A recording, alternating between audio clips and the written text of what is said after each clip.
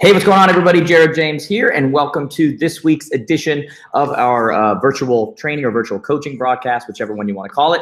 As always, guys, if you have questions, you can post them in our Facebook group, Jared James Coaching. Hopefully, you're already a part of that. You can also send them to me directly on Instagram or Facebook or wherever you want to do that. You can find all those places I'm on at connectwithjared.com. I'm kind of excited about the topic we're going to cover today because I think it's a topic that a lot of you need to hear about, okay? So please, whether you're watching on your own, whether you're watching this later, whether you're in an office with a lot of other people watching, this is one that I want you to really pay attention to, okay? A couple of more really quick announcements. Tomorrow at noon, we will be launching our merchandise that we've been getting ready for you. So you can either in the Facebook group, I just put a thing to our fan page where you can see what's going on and make sure you get a notification. We'll be doing that. I'll be going live on Facebook and Instagram and all these places tomorrow, Tuesday at noon Eastern, showing you what we have for you. And then we also only have 2 spots left for the mastermind. So if you've been on the fence, get off the fence. Those are going to go away quick, okay? Today, what I want to talk to you about is last week we actually talked about the new stats that had come out, and we had talked about how only 29% of all business, according to NAR, had come from past customers, referrals, those kinds of things. And I said that some of us are getting so tech, so whatever, that we're neglecting the other sides. And we're neglecting that what's always worked in many cases still works. And so I wanted to do a few videos to kind of go over with you what those things are you could be doing. And today in particular, I want to talk about farming, okay? And for any of you, if you happen to be new, I'm not talking about raising up crops. I'm not talking about, growing corn or something like that. I'm talking about geographic farming. I'm talking about actually targeting an area. And today what we're going to go over is we're going to actually go over how do you know if it's a good area? What kind of numbers do you look for? What do you do? All of that kind of stuff. But it's the idea of picking an area and then making that your area. Making sure that pretty much anyone who thinks to buy or sell in that area is going to think about you, okay? So the first thing that you want to do with this, and this is one, again, that you guys are probably going to want to watch a couple times. The first thing that you want to do is you want to pick your area, okay? And there's a lot of different ways that you can pick your area. Many times it'll be your own neighborhood, right? It can be a neighborhood close to you. It can be a neighborhood that you know extremely well, but it's probably one you're going to want to pick that you know very well, and that there's a high chance of you actually running into people on a regular basis, right? That's why it's kind of nice to have it as your own neighborhood or as one very close to you or something like that, right? The next thing you want to know once you actually pick that, and I'm going to actually show you guys a graph where you can actually put up 2 or 3 different potential neighborhoods that you're thinking about farming. And it's going to show you how you can tell which one is the best one to go after. As far as how many houses you should go after, that really comes down to your budget. You see, me personally, I would figure that every single year I'm probably going to have to spend about $10 per house. And I need to make sure I can afford that. Now, if you're farming correctly, you can more than afford any area because you're getting more money back than you're putting in, right? But this is just another line, another way. And a lot of you are watching this and you're at all different levels within the industry. And so some of you need to start with smaller 100-person neighborhoods. And then we have people who have neighborhoods that are thousands, their farming area. Depends on what your budget is, what your capability is, what the structure of your business, your team, whatever it happens to be is. But usually when you first start off, you want to be somewhere in the 100 to 250 homes. And then eventually you move your way up to 500, thousands, that kind of stuff. Now, I'm sure that you guys would like to see how you actually determine if it's a good place to be farming. So I'm going to screen share with you, and I'm going to pull up, let's see here, a little sheet we created so that you can actually tell if this is something that you should be doing, if a neighborhood is a good one, okay? So I broke down 3 different neighborhoods here, and I put option 1, option 2, option 3. And you can see with these, total number of houses, one has 500, one has 400, one has 600. And I'm going to show you how we break this down, and then we determine, is this something that we want, and which one is the best area to be farming, okay? So the next thing we did was we went over the estimated farming cost, and I said to you guys a little bit ago, you want to figure somewhere around $10 per household if you're doing it correct, okay? That's what it's going to cost you every year. So the first one is obviously $5,000, next one's $4,000, next one's $6,000, And I get that just by taking the total number of homes, multiplying times 10. Next thing you want to do is you want to find the average sales price. Look up all the sales in that area over the last 12 months, multiply it by the number of sales, and you should get your average sales price. So I just use nice, easy numbers, 300,000, 250, 275. You also want to make sure, by the way, when you're picking an area to farm, that it is in a price point that you're familiar with at this point, meaning that you're comfortable in it. Sometimes when people first start out, they're a little scared about doing $1 million plus, doing homes that are $1 million plus. So you probably don't want to farm an area where the average sales price is 1.3 million. You want to pick one that's kind of like your bread and butter, you know a lot about it. Or if you are in a situation where you're trying to reach a new price point, geographic farming around an area that has a higher price point is a great way to do it as well, okay? Next thing we look at is we take the average commission per sale, right? And we can take that just by taking the average sales price and multiplying it times whatever percentage we generally get. Whether it's 2.5, whether it's 3, whether it's 3.5, whatever it happens to be that you usually get, that's what you're gonna do. So obviously you can see here for the 300,000 one, 9,000, I'm figuring a 3% commission rate, and on in option 2 and 3. The next thing you want to look at is how many homes have sold in that farm in the last 12 months, okay? And again, you can get all this data off of your MLS. So one is 37 when there was 500 homes. The one with 400 homes only had 30 homes sell in the last year, and the one with 600 only had 29, okay? Now we look at, this is a very important thing that not enough people look at when they're looking at which places they should be farming, is what is the income potential?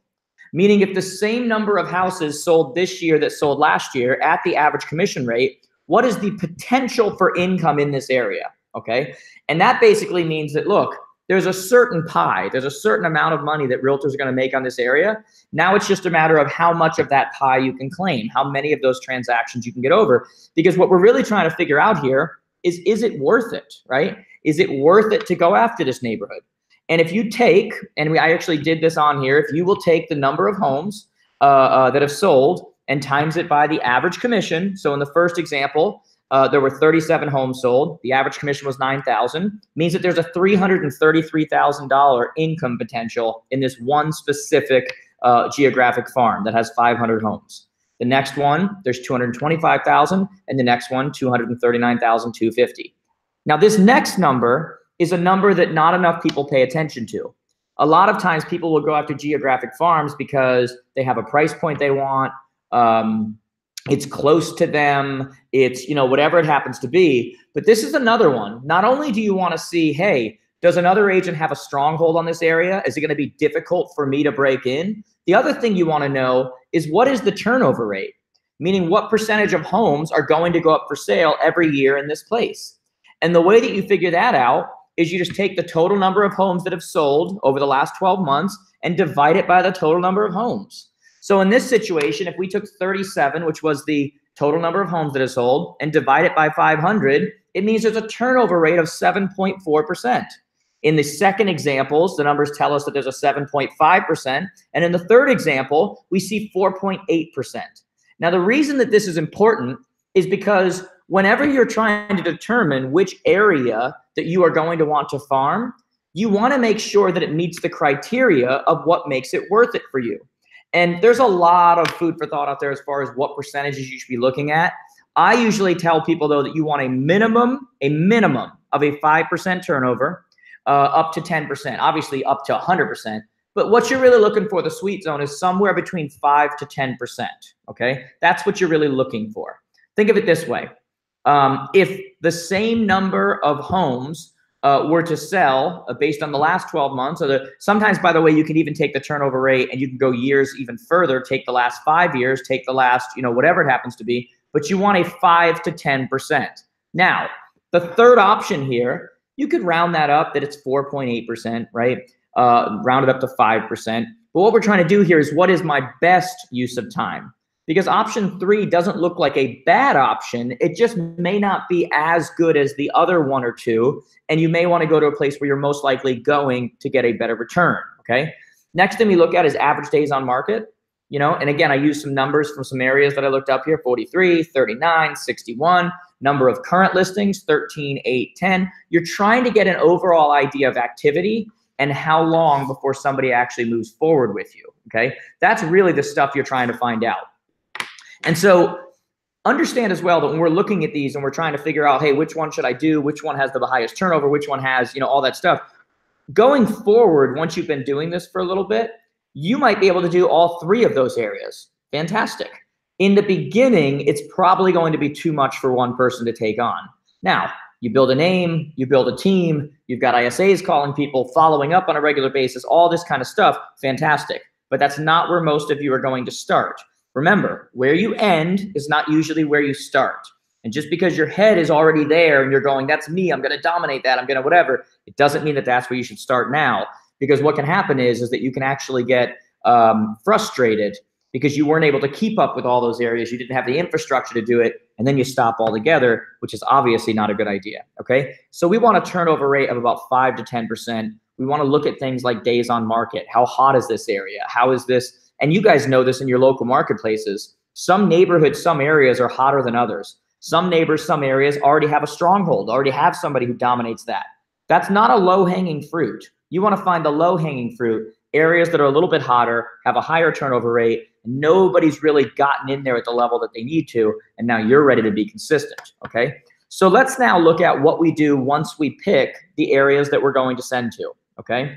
First thing we want to do is we want to start off with a letter introducing ourselves to the area. We live in a story world right now. A lot of you who got into our database here at Jared James Enterprises know that the first email that goes out to you is telling you my story. It's getting you to connect with me, getting you to understand about me and where I'm going and how I think about things. And so we live in a story world. And so you want to send out a letter that tells your story, tells why you care about this neighborhood, why you love this neighborhood, why you are trying to be the agent for this neighborhood, why you're the local expert. You want to make sure all of this is covered. And then most importantly, this is where we get a little bit of creativity. When you're doing this with them, one of the smart things that you can do, if you want to look like the local expert, you want to look like the local market expert, is in today's world, you can do one of two things. Why don't you tell them that you have some kind of an email hotline or something like that? And let's just say that the neighborhood in the area that you're in is called, I don't know, Landscape Mountains, whatever it is. I'm just making up two words, right? If I were you, I would have an email. I'd go create either a free one through Gmail called landscapemountains@gmail.com, or I would take my current domain, if it was jaredjames.com or whatever it was, and I'd go landscapemountains@jaredjames.com. And on both of those emails, I would just have those email accounts open, but have them forward to my main email. But what that does by giving them that specific email to their neighborhood is it allows me to say, look, I'm the local expert here. We have an email hotline for any questions you have about your property, anything that you're wondering whether you should do to your property or not to give it value. Anytime you want to know the value of your property, anytime anything like that, just use our email hotline and then have that email be specific to their area. Because every place that you're servicing, you could have that and just have it forward to your regular email, but it positions you as the expert. They're like, wow, this person just focuses here. They've got a hotline thing just for that. You want to be doing stuff like that to separate yourself. And yet it's so simple, right? Today's world, you could even have a landing page named after that area. You could have a website named after that area that forwards to your regular one. You could have a link on your site where you do, if you have an IDX-enabled site, where you do a search for that specific area, the search that comes up on your website, you copy that address, and now you give them that as any info, any properties for sale here. If you want to know, here's the link we have for it, and it's on your website. And there's so many things you can do if you just get creative. So first one is an intro, who you are, letting them know what they can expect. I'll be in touch with you every couple months to see if you have any questions, to help you with anything you need, to give you helpful tips, that kind of stuff. But then the other way, the next thing you have to do once you've done that intro and once you've decided what area you're going to go to is you have to stay in constant touch with them. This is where people fail.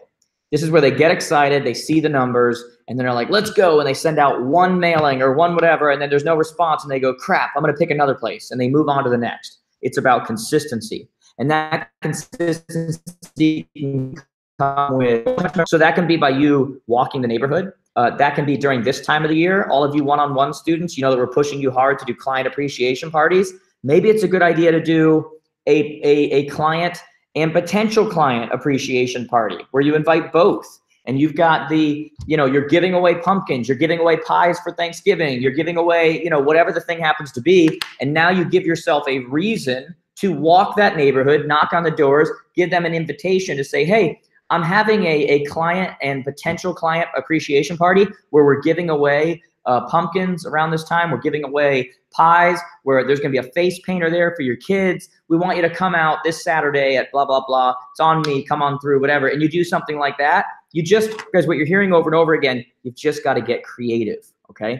You got to send mailers on a regular basis. And those mailers, if you're in the US, can be done through EDDM, everydoor.com, much cheaper, no stamps needed, anything like that. But even if you're not in the US, there's so many companies today that do mailers for you at an extremely affordable cost. Just jump on Google, okay? Look it up. There's a million of them. I don't want to give you any names right now, even though I've got a ton of them in my head, because I don't want to look like I'm promoting somebody, okay? There's a million options out there. Go post in our group who uses who, and you'll get a bunch of options for that, okay? You want to also use, when it comes to geographic farming in today's marketplace, you want to use Facebook and Instagram targeting. You want to be able to go to a specific neighborhood and have a market video show up to them and only them. You want to be able to, by the way, why wouldn't you do a market update just on that area, just on that particular neighborhood, just on whatever I called it before, that part of your town, do a market update just on that, and then either target through Facebook or YouTube just the people that live there, or put it up on your YouTube channel and get it out to everybody in that neighborhood and say, hey, I just did a market update just on your neighborhood if you want to go check it out.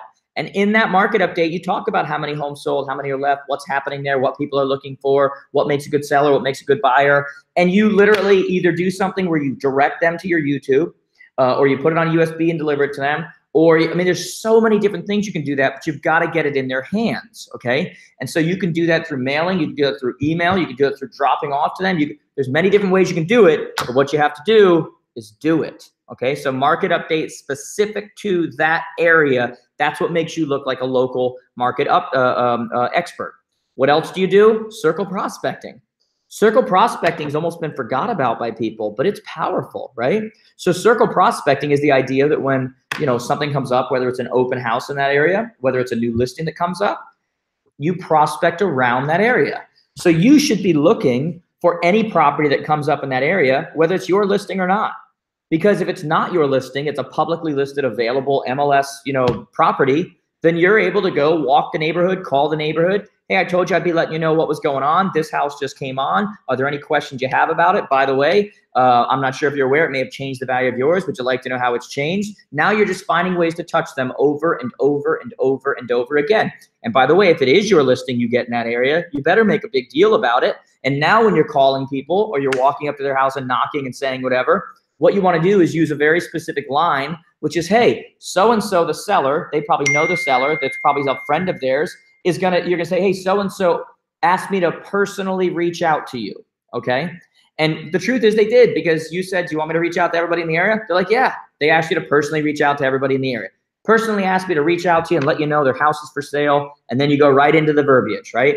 I don't know if you're aware, this may have changed the value of yours. If you'd like to know how it's changed, it's the same verbiage over and over and over again, but it's not the 1,000th time you've said it. It's the first time you've said it to that individual person, right? So you do this, you schedule it out ahead of time. You make sure you're touching them once every month or two, whether that's in person, whether that's digitally with a video or digitally with an ad, whether it's a mailer that goes out to them, whether it's a circle prospecting technique that goes out to them, once every month or two, over and over, always with a call to action. Your value may have changed. Would you like to know how? You'll pick up buyers as well because they like how much you stick with it. Generally speaking, not always, sometimes you'll get a response right away, but you generally have to keep up with this for 6 to 12 months before you usually get a foothold. What's beautiful about geographic farming, though, is that once you get a foothold in an area, you've got a foothold. Now the neighbors start talking. I use Jared. This person does. That person, they've seen you all the time. You've made it easy for them to select you. A lot of this stuff is going on, but you have to be consistent, okay? I'm thinking about this. So that Excel sheet that I showed, that's not something we have for you guys right now. That's not something we've given to you before. But it was something that, again, as we're starting to get, I'm trying to get people to understand that everything's digital, we get it, but things are also non-digital. Some things also work. I need to know if that is something that's of interest to you that I use that helps you break down whether a neighborhood is a good area or not a good area to be farming. Have it automatically calculate for you what the percentages are so you can see it right in front of you. I'm thinking out loud right now. If you guys think that's something worthwhile that you want, first off, if it's not something you want and it's like you guys already have that, you don't care, then no big deal. If it is something that you want and it's something that you're interested in, here's what I want you to do. If it's something you want, I want you to go to my Instagram profile at Jared James Today, or you can do it through connectwithjared.com. Click on Instagram this morning and write in the comments, yes. If we see there's enough interest where people want that particular template, then I'll have my office finish it off and give it to you guys as students, okay? So all you have to do is go to my Instagram profile at Jared James Today. Look for this picture right here. It's the one that says all that matters is where you end. Like it, give it the heart, and leave a comment and just say yes, or say I want the whatever, okay? If we see enough of those, I'll know it's something you guys want. I just don't want to take the time to have them build out all the equations and everything if it's not something you guys are interested in, okay? So with that being said, guys, I hope this was helpful. I hope we get a chance. Hopefully you guys will be on live tomorrow at noon when we release our merch. Those of you, again, that are on the fence about the mastermind, get off the fence, guys. It's a game changer for you. It's a life changer, okay? It's a big deal. Hopefully we'll get you guys there. If you have questions, you can direct message me. I'll keep an eye on my Instagram thing here to see if it's something you guys want. With that being said, guys, have a great week. Hopefully I will see you soon.